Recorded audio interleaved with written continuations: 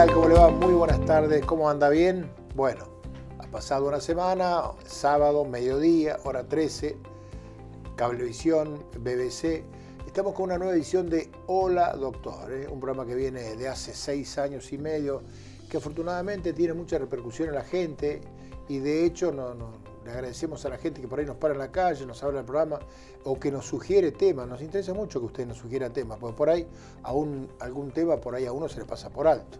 Así que bienvenido todo eso. Cuando nos para, cuéntenos lo que le pasa. Hoy vamos a hablar de una patología, yo no sé si es bastante habitual, pero la cual existe y hay mucha gente le ha pasado, le pasa y mucha gente habla. ¿Por qué le pasa? Porque tiene alguna familiar. Está con nosotros el doctor Juan José Raya, muy conocido, neurólogo de Bahía Blanca y la zona, y a nivel nacional también, por supuesto. Vamos a hablar del mal de Parkinson. ¿Cómo estás? Hola David, ¿cómo les va? Bien. Buenas tardes. ¿Qué tema el del Parkinson? O sea, yo te voy a preguntar del Parkinson, que es lo que nos convoca. Pero una cosa que veníamos conversando, estábamos pensando, estamos casi en agosto, ya estamos en agosto, porque esto va a salir en los primeros días de agosto. ¿Hay momentos del año en que el trabajo de un neurólogo tiene más intensidad o no? ¿O es todo el año más o menos parecido? Sí, si bien la patología neurológica en su mayoría no tiene una estacionalidad como tendría la del neumonólogo con las gripes, claro, y las neumonías, o la del otorrino con los resfríos, nosotros también tenemos una mayor demanda en meses fríos, que distinta que en el verano, pero creo que tiene que ver por motivos más bien sociales que por la patología en sí. Sí, no tengo nada leído, pero supongo que la gente, al estar más tiempo encerrada o adentro o compartiendo ámbitos, se preocupa un poco más por su salud que en el verano, donde está un poco más distraída, relajado, distendido, de vacaciones, y deja esa parte del cuidado de la salud para otras épocas del año. Cosas que a veces debiera y no debiera, ¿no? Y lo ideal sería que esté repartido, pero bueno, nada, ¿viste? Cuando voy de vacaciones, voy a preocupar. Mientras nos acordemos de nuestra salud en algún momento, bueno, si es diciembre o si es junio. Sí. Un médico clínico amigo mío me decía, dice, mira, si viene alguien en verano es porque la cosa está complicada. Si no, no van a venir, ¿no? Seguramente debe ser así, claro. Sí. Doctor, ¿qué es el mal de Parkinson? ¿Cuándo aparece todo esto de hablar del Parkinson y demás? Seguramente debe tener su porqué del nombre y demás, pero ¿cuándo apareció esto de empezar a analizar el Parkinson? Mirá, ya en los papiros había registro de enfermedad de Parkinson, y no solamente registro de la enfermedad, sino registro de tratamientos para la enfermedad de Parkinson, así que tenemos varios miles de años de esta enfermedad con nosotros. Obviamente, en algún momento alguien hizo una descripción de unos casos. No es que la descubrió, sino que hizo una descripción clínica muy detallada de esos casos, que fue este señor Parkinson, y le pusieron el nombre a la enfermedad en honor a esa descripción, pero no la descubrió él, sino que hace más de 5.000 años que está la enfermedad. ¿Tanto? Sí, hay muchísimos registros de los antepasados que son compatibles con que la persona tuviera Parkinson, ¿sí? Entonces, ¿Y hay alguna referencia sobre qué es lo que se hacía en aquel entonces? Porque viste que sí, hay referencias, ¿no? Hay referencias, sí, en general, y estaban bastante bien orientados, lo trataban con ciertas hierbas, que bueno, obviamente sabemos que muchos remedios vienen claro. Pues a veces la gente dice, quiero algo natural, y bueno, la aspirina viene de un árbol, la levodopa, que es la droga principal para el tratamiento de la enfermedad de Parkinson, viene también de una planta. Mirá. Entonces usaban ciertas tés de esas plantas que tenían cantidades mínimas de levodopa, pero bueno, a los fines prácticos les servía, y hoy por hoy hemos logrado sintetizar eso que tiene la planta en dosis mucho más concentrada. Entonces, en vez de tomarme 5 litros de un té, me tomo una pastillita y listo, pero sigue siendo algo natural, si le querés llamar, entre comillas, pero sí, estaban bien orientados, se ve que iban viendo qué hacían, y bueno, usaban plantas que tenían dopamina, un estimulante del sistema nervioso que hace que el paciente mejore el temblor o mejore la rigidez. ¿Y por qué se produce? ¿Qué es lo que pasa que de pronto la gente empieza a tener ese temblor típico del Parkinson? ¿Dónde arranca? La enfermedad arranca muy, muy temprano.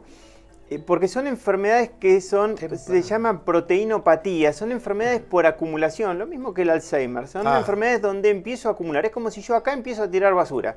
Los primeros años no pasa nada, pero después de muchos años de tirar basura acá adentro no podemos vivir.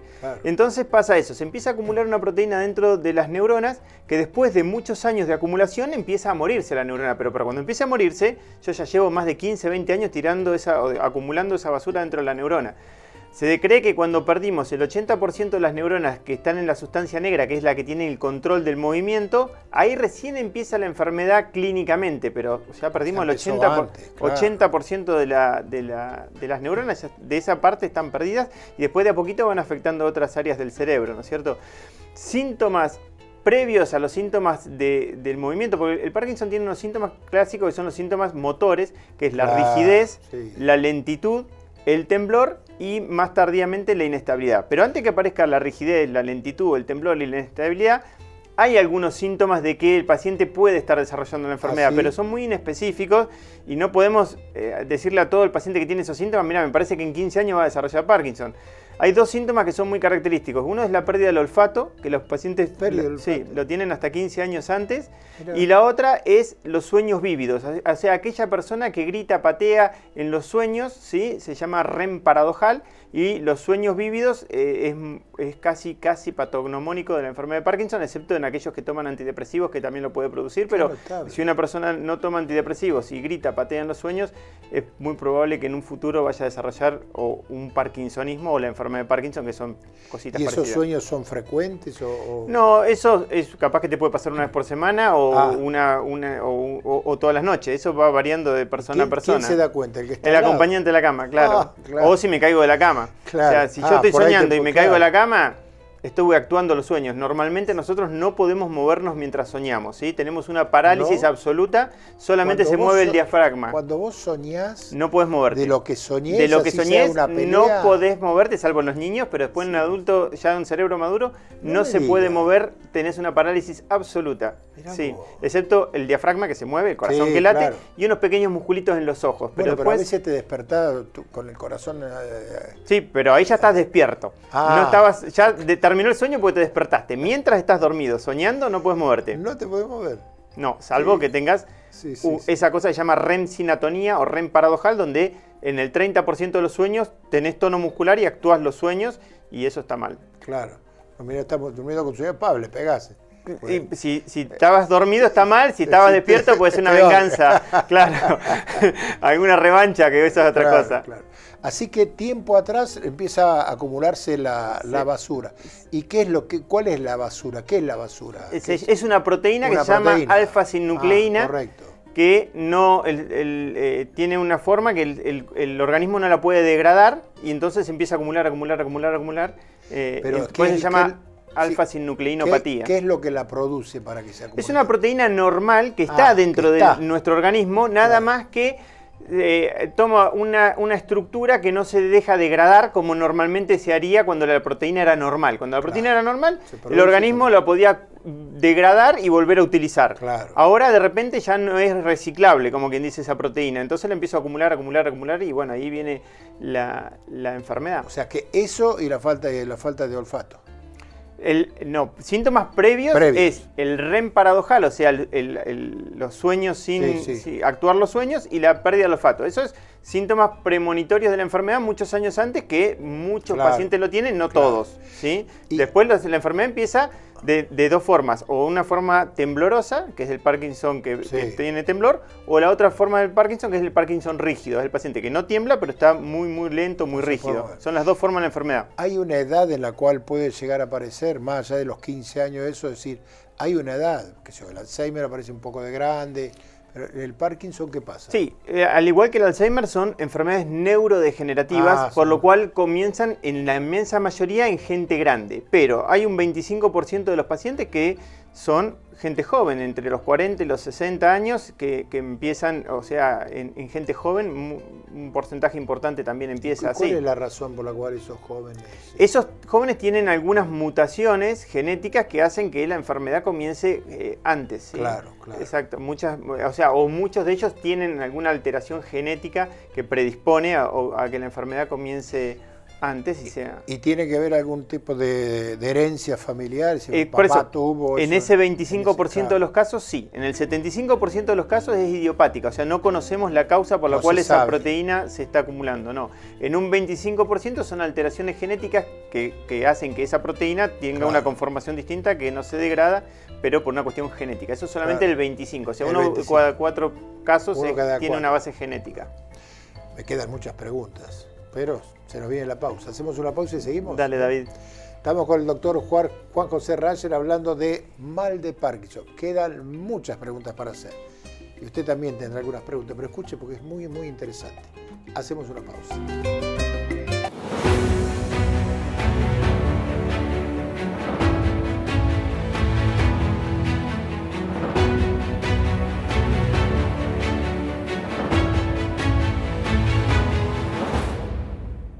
IRREDIM, Centro Reumatológico.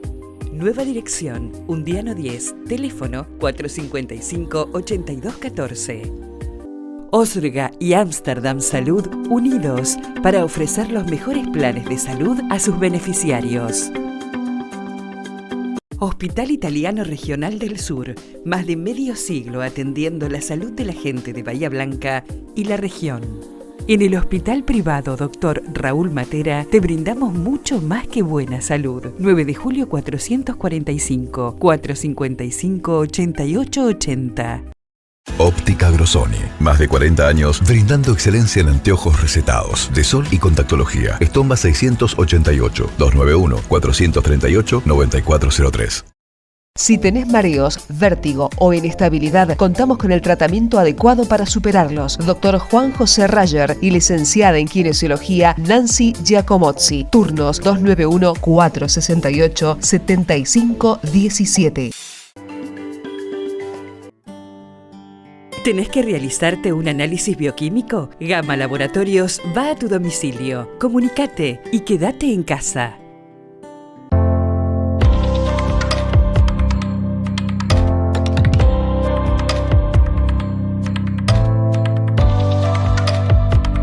Centro de Diagnóstico por Imágenes Alem.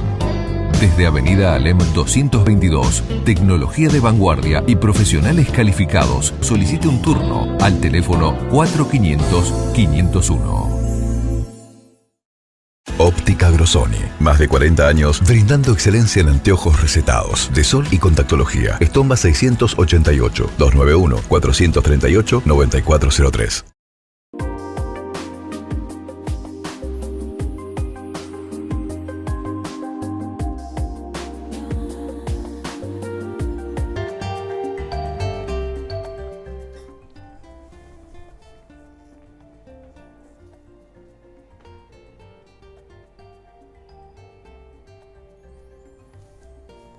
Segunda parte de este programa, qué interesante, ¿no? Y a veces qué interesantes son las charlas que quedan ahí entre medio, entre una pausa y otra, porque resulta que Juan José recién me hablaba de Parkinson y resulta que me apareció con parkinsonismo. Digo, de esto no me habías dicho nada, me vas a tener que decir de qué se trata. Bien, de las personas que aparecen con temblor, rigidez, lentitud, el 70% van a corresponderse con la enfermedad de Parkinson.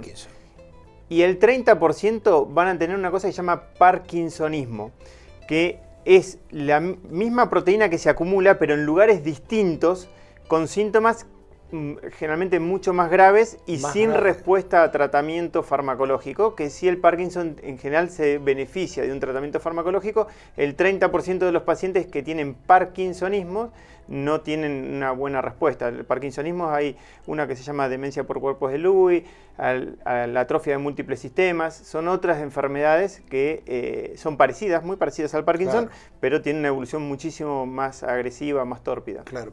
¿Cómo llega el paciente al consultorio? Es la primera pregunta. Y la segunda, ¿llega en el momento adecuado o la tendencia es a no quiero decirlo, lo quiero disimular? ¿Cómo es? No, por suerte la gente en general consulta, ¿sí? No se deja estar con esto. En general llegan en el momento adecuado, llegan por dos motivos principales, por rigidez y lentitud o por temblor. ¿Sí? El temblor yo me lo imagino, además lo he visto. ¿Cómo es la rigidez? ¿Rigidez para caminar, claro, para moverse? Exacto, ¿para qué? Cada vez camino a pasos más cortos, más lento, me cuesta girar en la cama, me cuesta abrocharme la camisa, vestirme, estoy mucho más lento en todas mis actividades y generalmente afecta más de un lado del cuerpo que del otro. Es una enfermedad asimétrica, afecta mucho más de un lado que del otro. Y la otra que puede pasar es lo del temblor, es un temblor de reposo. Cuando yo estoy distraído, cuando yo miro mi mano deja de temblar, pero yo estoy distraído charlando con vos y la mano tiembla. Me aparece el temblor. O voy caminando y me tiembla la mano. La miro, deja de temblar al principio, ¿sí? Entonces es un temblor de reposo, no un temblor de acción, sino que cuando está la mano quietita. Yo he conocido casos de personas que han tenido esto de la rigidez y caminaban con los pies y de pronto se trababan y se caían. Claro, es como que yo empiezo a perseguir mi centro de gravedad, o sea, mis piernas quedan, pero mi torso avanza y obviamente eso aumenta mi riesgo de caída, sí. Entonces, en esos pacientes, cuando vienen con estos síntomas, uno hace todos los estudios que hay que hacer para hacer el diagnóstico, que nosotros decimos que es un diagnóstico clínico. O sea, en general, no hay grandes métodos complementarios que nos aseguren el diagnóstico, si bien ha avanzado mucho y hay algunos estudios muy específicos que ahora recién en Bahía Blanca están empezando a llegar y podemos hacer, pero no se los ofrecemos a todos los pacientes. Simplemente con los estudios básicos y el examen físico estamos en condiciones de hacer el diagnóstico de la enfermedad. Para algunos pacientes en los cuales nos queden dudas diagnósticas, sí hay estudios más complejos que están disponibles. ¿A través de tomografías con emisión de positrones y otras cositas más complejas, SPECT cerebral? Acá ya. Sí, por suerte en Bahía ya estamos disponibles con esas técnicas. Vos recién me dijiste que la rigidez es de un solo sector.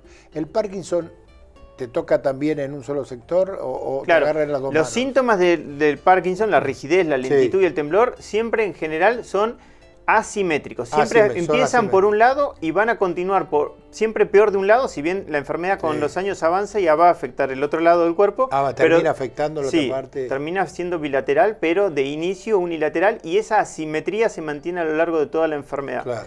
Nosotros lo que hacemos con el paciente es ofrecer un tratamiento para reducir o al principio anular casi los síntomas que tiene la enfermedad, pero la enfermedad por debajo continúa su evolución. No tenemos, al igual que el Alzheimer, un tratamiento que lo detenga en absoluto la enfermedad.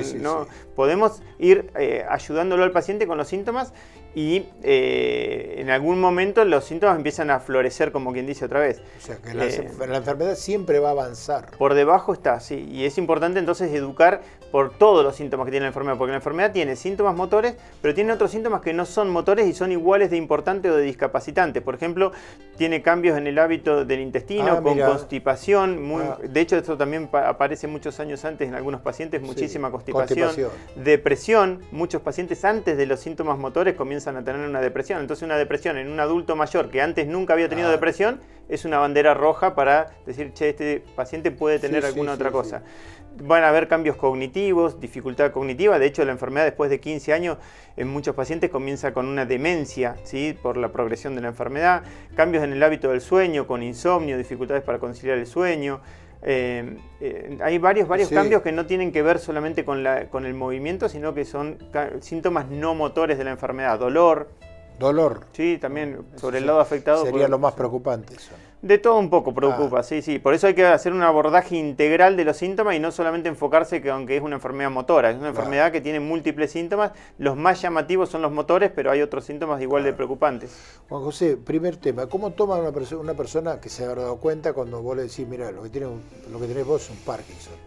Y segundo, ¿cuál es el rol de la familia en todo esto? O en los acompañantes, familia o quien esté a su lado. Nosotros lo tratamos de hacer, primero es una buena educación sobre cómo es la enfermedad, cómo funcionan los medicamentos, porque son medicamentos que tienen un horario específico para tomarlo, no se pueden tomar habitualmente con las comidas, sino que se toman con el estómago vacío. Le explicamos, tratamos de hacer mucha educación para que el paciente entienda el porqué del tratamiento y cómo corresponde el tratamiento.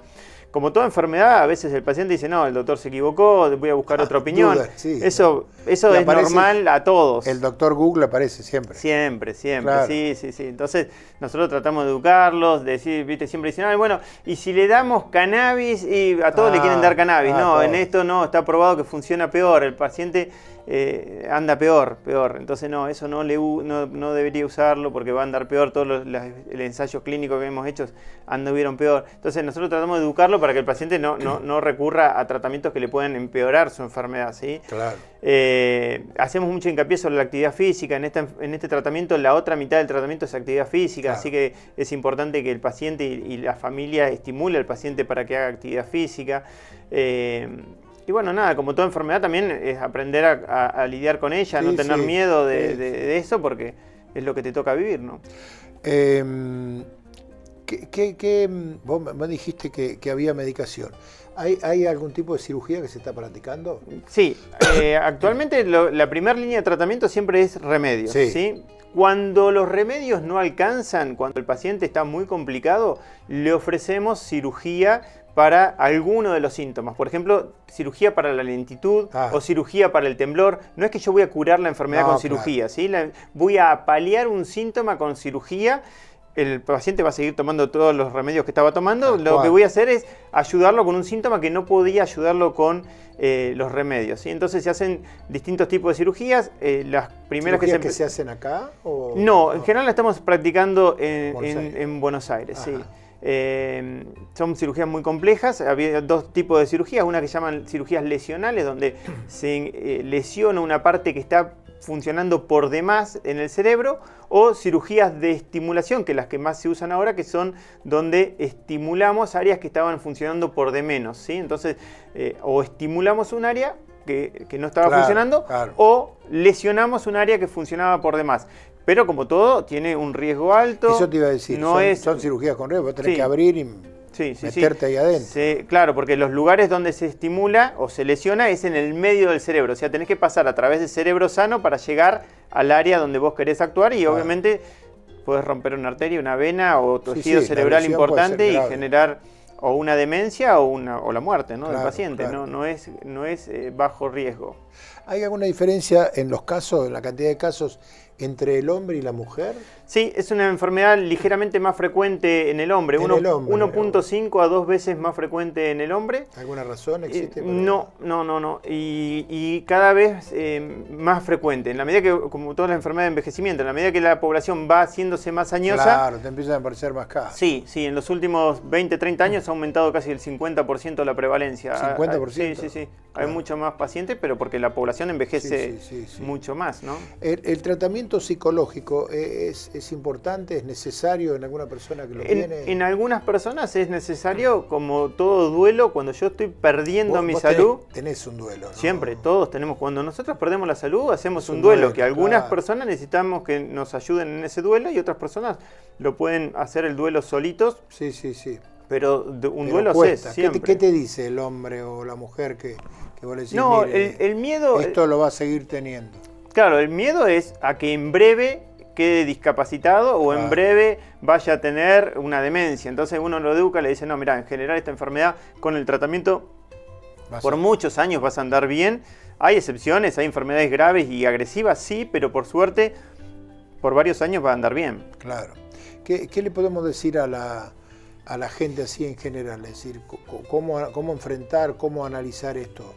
Yo diría como un corolario de todo lo que hemos hablado. No, saber que obviamente yo prefiero no tener ninguna enfermedad, pero si voy a tener una enfermedad y tiene tratamiento, como es la enfermedad de Parkinson, bueno, nada, tengo una opción. Así que a no asustarse, a seguir el tratamiento, a educarse. Yo siempre digo que en todas las enfermedades y en la enfermedad de Parkinson en particular, uno tiene que saber tanto como el médico. O sea, yo tengo que saber tanto de mi enfermedad, de la diabetes, de la presión o del Parkinson, como sabe mi médico. La verdad siempre. Y no, cuando yo puedo ir a Google y consultar, pero siempre preguntarle al que más sabe. Y el que más sabe es el médico. Claro. Y no hacer nada sin consultar. Esa es la relación médico-paciente. O sea, si yo tengo una duda, tengo que ir y preguntarle al médico. El médico me va a decir, sí, tenés razón, o no, mirá, esto es así. Pero siempre consultarle al médico, tener una buena relación, tener la capacidad de poder llamarlo, de interactuar.